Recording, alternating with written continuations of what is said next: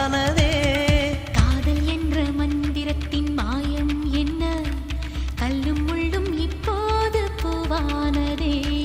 வானவில்லின் துண்டொன்று மண்ணில் வந்து யாருக்கும் சொல்லாமல் பெண்ணானதே.